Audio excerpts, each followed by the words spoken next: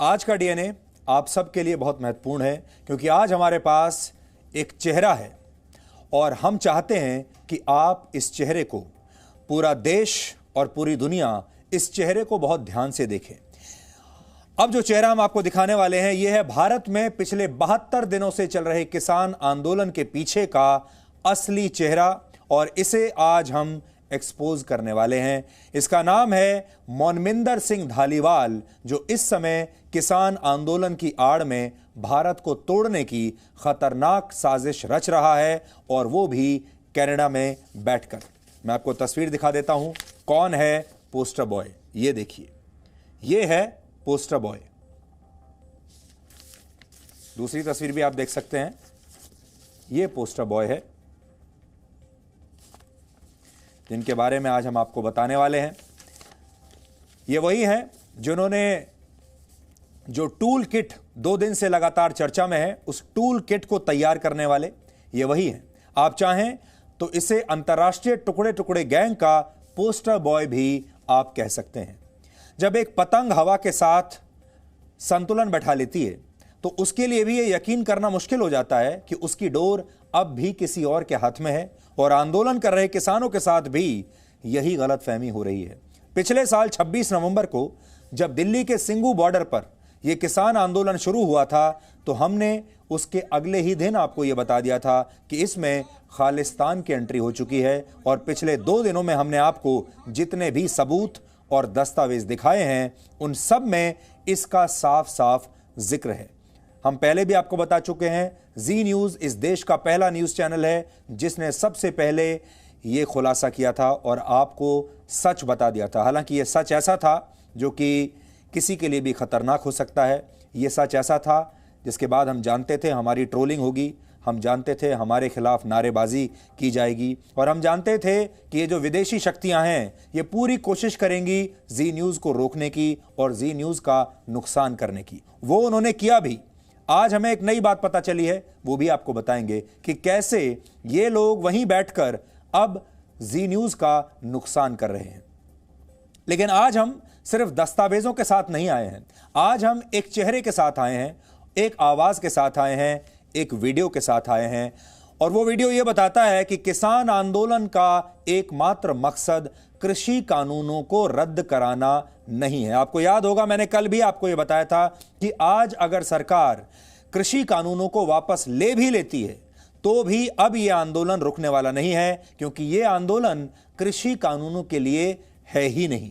इस आंदोलन का मकसद कहीं ज्यादा बड़ा है और कहीं ज्यादा दूर तक जाएगा। इस आंदोलन का असली मकसद है खालिस्तान। यानी आज अगर भारत सरकार संसद द्वारा पास किए गए कृषि कानूनों को वापस ले भी ले और किसानों की सारी मांगे मान ले, तब भी अब यह आंदोलन खत्म होने वाला नहीं है। और इसकी सबसे बड़ी वजह है इस आंदोलन में खाद और पानी देने का काम कर रहे खालिस्तानी संगठन जो विदेशों से बैठकर पूरा रिमोट कंट्रोल इनके हाथ में रखे हुए हैं। योजना वहीं से बनती है, टूल किट्स वहीं से बनते हैं, पैसा वहीं से आता है, प्रचार वहीं से होता है। आज हम इन्हीं ताकतों को आप सब की तरफ से कड़ा जवाब देना चाहते हैं और वो कड़ा जवाब दिया जाएगा इस हैशटैग के जरिए और वो हैशटैग है यूनाइट अगेंस्ट खालिस्तान। आप सबको अपनी एकता दिखानी होगी, ना सिर्फ इस देश को बचाने के लिए बल्कि यह भी बताने के लिए कि खालिस्तान का जो आइडिया है, खालिस्तान के इस विचार के हम सब खिलाफ हैं और हम इस विचार का विस्तार होने नहीं देंगे। और इसके लिए सबसे पहले आपको कनाडा में बैठकर भारत के खिलाफ खालिस्तान मूवमेंट चला रहे मोनमिंदर सिंह धालीवाल की ये खतरनाक बातें सुननी चाहिए। वो ये कह रहा है कि कृषि कानून अगर वापस ले भी लिए जाएं तो भी यह आंदोलन चलता रहेगा और तब तक खत्म नहीं होगा जब तक पूरे पंजाब को खालिस्तान घोषित नहीं कर दिया जाता। आपको अगर हमारी बात पर यकीन नहीं है, आपको और बहुत सारे लोग ऐसे निकल आए थे जो कहते थे कि किसानों को बेकार में आतंकवादी बताया जा रहा है। किसानों को आतंकवादी कोई नहीं बता रहा। हम सिर्फ ये कह रहे हैं कि इन किसानों के पीछे, इन किसानों का रिमोट कंट्रोल अब खालिस्तानियों के हाथ में चला गया है और आज ये खालिस्तानी खुद आपके सामने जीते जागते खड़े होकर ये स्वीकार कर रहा है कि ये आंदोलन किसानों के कृषि कानूनों तक नहीं है। यह आंदोलन असल में खालिस्तान के लिए है। अब आप ध्यान से इसकी बात सुनिए। If the farm bills get repealed tomorrow, that is not a victory. This battle begins with the repeal of the farm bills. It does not end there. If anybody tells you that this battle is going to end with the repeal of the farm bills, that is because they're trying to drain energy from this movement. They're trying to tell you that you are separate from Punjab and that you are separate from the Khalistan movement. You are not. And you have to, at some point, you have to understand the feeling and the emotion that the Khalistan group is bringing to this. I just want you to hear this. I want the young people to hear this. The reason why the Khalistani people are so passionate about this is because 40, 50 years later, we are seeing the truth that they predicted in the 1970s. In the 1970s, they wanted an independent land so that we wouldn't have to live through this movement. So my request to all of the young people here is don't close your eyes to each other, don't close your hearts, don't close your minds to each other. If you see somebody with a sign that you don't understand, that has this bad word Khalistan on it, ask questions, learn, understand what's going on and why those people are here. Nobody wanted to become a Khadgu. Nobody wanted to become a terrorist. I lost my chacha in the 90s because he became a Khadgu. Nobody wants to leave home. Nobody wants to become anonymous. Nobody wants to die young. Why would they do that? Ask the question, why somebody would leave home to become a Khadgu, to become part of this independence movement, unless they were under so much pain and so much oppression that they couldn't live in their own homeland anymore. So my request to everybody that's here, whether you're carrying a Kisan Ekta Mazdoor Zindabad flag, whether you're carrying a Farm Bills flag, whether you're carrying a Kesari Janda or a Khalistan Janda, learn and understand that we're all a part of the same movement. We need knowledge, we need open hearts, and we need open minds to each other first, because we're being fed divisive language. We're being fed language that's separating us from each other. And these are very old tools of the oppressor that we've used against ourselves. So please open your hearts, open your minds, and understand that we're here for one movement, and that is the independence and the sanctity of Punjab. And there's nothing wrong with saying that Sikhs are at the forefront of this. All of India looks to Sikhs for leadership. There's nothing wrong with saying Punjabis are at the forefront of this. We're the land of revolution. Just because we're at the forefront of a movement doesn't mean that the movement is just about us. In fact, the rest of India counts on and looks to our leadership. There's nothing wrong with this being a Sikh-led or Punjabi-led movement. In fact, that is the very reason why the other states have joined us. That is the very reason that the other states are supporting us. So my request to everybody here is open your minds, open your hearts. Let's come together because we're here for one movement, and that is the sanctity of Punjab. Thank you. तो आपने धालीवाल का ये भाषण सुना। ये भाषण उन्होंने 26 जनवरी यानी भारत के गणतंत्र दिवस पर कनाडा में दिया है। अब आप सोचिए, आपके और हमारे जैसे जो देश प्रेमी लोग होते हैं, हम गणतंत्र दिवस पर, स्वतंत्रता दिवस पर क्या करते हैं? हम अपने देश को मजबूत करने की बात करते हैं, हम अपने देश की एकता की बात करते हैं, हम अपने देश के लिए एक दूसरे को शुभकामनाएं देते हैं। लेकिन ये क्या कर रहे हैं? ये गणतंत्र दिवस के दिन देश को एक करने की नहीं, देश को मजबूत करने की नहीं, देश को तोड़ने की बात कर रहे हैं। ये कह रहे हैं कि खालिस्तान बनाना है और खालिस्तान के लिए पूरी मुहिम चल रही है। अब आप अंतर समझ सकते हैं। आपने स्कूल और कॉलेज में जरूर पढ़ा होगा कि पृथ्वी भी सूर्य का चक्कर लगाते हुए 23.5 डिग्री के कोण पर झुकी रहती है, और आज सच की स्थिति भी बिल्कुल यही है। सच तो अब भी बड़ी विनम्रता के साथ झुका हुआ है, लेकिन झूठ को अहंकार है, और अहंकार इस बात का है कि वो जीत जाएगा, और यही गलतफहमी है। और ये 135 करोड़ लोगों के भारत को सीधी और खुली चुनौती है, और ये हम होने नहीं देंगे।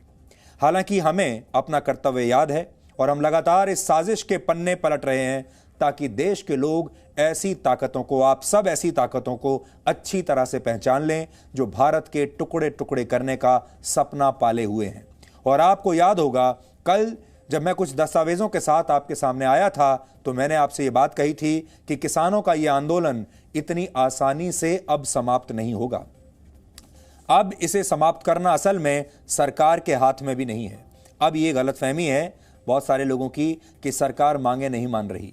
अब ये सरकार के हाथ से भी निकल चुका है, क्योंकि अगर सरकार ने मांगे मान भी ली, क्योंकि इस आंदोलन का केंद्र बिंदु अब कृषि कानून रहे ही नहीं, अगर सरकार ने ये सारी मांगे मान भी ली तब भी ये आंदोलन समाप्त नहीं होगा। ये बात आप हमारी आज याद रखिएगा। आज अगर भारत सरकार कृषि कानूनों को रद्द कर भी दे तो कल ये सारे लोग जम्मू कश्मीर में अनुच्छेद 370 की बहाली की मांग करेंगे, कहेंगे उस फैसले को भी अब पलटिए। वो फैसला पलटाने के बाद फिर नागरिकता संशोधन कानून को रद्द कराने के लिए दबाव बनाएंगे, शाहीन बाग में जो कुछ हुआ वो याद दिलाएंगे, और फिर अगली जो डिमांड इनकी होगी वो ये होगी कि जेलों में बंद जो अर्बन नक्सल्स इस समय हैं, उन सारे अर्बन नक्सल्स की रिहाई की जाए। जिन ऐसे तमाम लोगों के खिलाफ एफआईआर दर्ज की गई हैं, जो डिजाइनर पत्रकार हैं, जो बुद्धिजीवी हैं, जो विपक्षी नेता हैं, उन सब की एफआईआर रद्द की जाए। अगली डिमांड ये होगी। और सोचिए, अगर सरकार ये सारी मांगें एक एक करके पूरी करती चली गई तब भी क्या ये आंदोलन समाप्त हो जाएगा? जवाब है नहीं, तब भी ये आंदोलन खत्म नहीं होगा, और तब तक खत्म नहीं होगा जब तक केंद्र से प्रधानमंत्री नरेंद्र मोदी की सरकार ही हट नहीं जाती। यानी ये आंदोलन असल में मोदी के विरोध के इर्द गिर्द सिमटा हुआ है, क्योंकि मोदी की वजह से इस समय बहुत सारे लोगों की दुकानें बंद हो चुकी हैं, और ये सारे लोग अब ये समझ चुके हैं कि ये सबसे शानदार मौका है। अगर इस बार ये मौका चूक गए तो फिर अब आने वाले बहुत समय तक, लंबे समय तक फिर ये मोदी को हटा नहीं पाएंगे, और तब तक इन लोगों का अस्तित्व भी शायद ना बचे। राजनीतिक जो अस्तित्व है इनका वो भी धीरे धीरे धीरे समाप्त होता चला जाएगा। इसलिए ये बाकी का जो पूरा इकोसिस्टम है जो आजकल बेरोजगार हो चुका है, ये उसके अस्तित्व की लड़ाई है, और इसके लिए इस्तेमाल हो रहे हैं हमारे देश के भोले भाले किसान। और इसी वजह से आज किसानों का यह आंदोलन झूठ के हाईवे पर इतनी दूर तक निकल चुका है कि इसका एपिसेंटर अब सिंघू बॉर्डर नहीं, इसका एपिसेंटर दिल्ली का बॉर्डर नहीं, बल्कि भारत से 12,000 किलोमीटर दूर कनाडा में बन गया है, जहां हमारे देश को बदनाम करने की पावर पॉइंट प्रेजेंटेशंस बनाई जा रही हैं, जहां हमारे देश को बदनाम करने के लिए टूल किट्स बनाए जा रहे हैं। और इसलिए हम चाहते हैं कि आज आप ये देखें कि जो बातें कल हमने आपसे कही थी, वही बातें कैसे एक एक करके सच साबित होती जा रही हैं। सबूत देखिए। एक बात आप जान लीजिए, आज अगर भारत सरकार कह भी दे कि कृषि कानून वापस ले रहे हैं, तब भी अब ये आंदोलन रुकेगा नहीं, क्योंकि ये आंदोलन की जो सड़क है, इस आंदोलन का जो हाईवे है, ये असल में कहीं और जाता है। इसका उद्देश्य असल में कुछ और है। If the farm bills get repealed tomorrow, that is not a victory. This battle begins with the repeal of the farm bills. It does not end there. If anybody tells you that this battle is going to end with the repeal of the farm bills, that is because they're trying to drain energy from this movement. सोचिए, अगर सरकार किसानों के दबाव में आकर कृषि कानूनों को वापस लेने की घोषणा कर दे तो फिर क्या होगा? कल्पना कीजिए। तब शायद आंदोलन कर रहे किसान असमंजस में पड़ जाएंगे कि सरकार इतनी आसानी से मान कैसे गई, और शायद वो ये कहेंगे कि ऐसे कैसे समाप्त हो सकता है ये आंदोलन। तो इसकी संभावना है कि तब वो ये मांग भी सरकार के सामने रख दें कि पहले उग्रवादी वामपंथी नेताओं को जो इस समय जेल में हैं, उन्हें छोड़ा जाए। सोचिए, अगर सरकार ने यह मांग भी मान ली और कह दिया कि अर्बन नक्सल्स को और सारे कम्युनिस्ट उग्रवादियों को जेल से छोड़ देंगे, तब क्या आंदोलन समाप्त हो जाएगा? जवाब है तब भी नहीं होगा। तब आंदोलनकारी शायद सरकार के सामने यह मांग रखेंगे कि उसे नागरिकता संशोधन कानून भी अब रद्द करना होगा। यानी अब CAA रद्द कीजिए, और CAA के दौरान जो दिल्ली दंगे हुए थे और जिन लोगों पर मुकदमे चल रहे हैं, एक खास वर्ग के लोगों पर, अब वो सारे मुकदमे वापस लीजिए, सारी FIR खत्म कीजिए और उन्हें जेल से रिहा कीजिए। अगली डिमांड तुरंत आ जाएगी। और सोचिए कि सरकार ने ये मांग भी मान ली और उन सब लोगों को रिहा कर दिया, तब क्या आंदोलन खत्म हो जाएगा? जवाब है नहीं, तब भी नहीं होगा। आप हमेशा याद रखिए, कृषि कानून संसद ने पास किए हैं, और अगर संसद द्वारा पास किया गया एक कानून अगर वापस लिया सरकार ने, तो फिर जम्मू कश्मीर का अनुच्छेद 370 वाला कानून भी इसी संसद ने पास किया था, फिर यह भी वापस लेना पड़ेगा।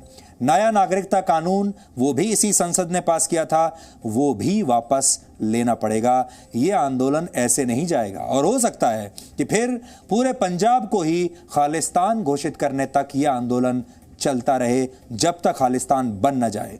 लेकिन एक बार फिर से सोच लीजिए, सरकार ने अगर ये सारी मांगे मान ली तो फिर आपका क्या होगा, भारत का क्या होगा, इस देश का फिर क्या होगा। I just want you to hear this. I want the young people to hear this. The reason why the Khalistani people are so passionate about this is because 40, 50 years later, we are seeing the truth that they predicted in the 1970s. In the 1970s, they wanted an independent land so that we wouldn't have to live through this movement. So my request to all of the young people here is don't close your eyes to each other, don't close your hearts, don't close your minds to each other. If you see somebody with a sign that you don't understand, that has this bad word Khalistan on it, ask questions, learn, understand what's going on and why those people are here. So please open your hearts, open your minds, and understand that we are here for one movement, and that is the independence and the sanctity of Punjab. तो अब आपको ये समझ में आ गया होगा कि गणतंत्र दिवस के दिन कैसे ये पंजाब को तोड़ने की बात कर रहे हैं और देश को तोड़ने की बात कर रहे हैं। Presenting B News app available on Google Play and App Store. Download it now.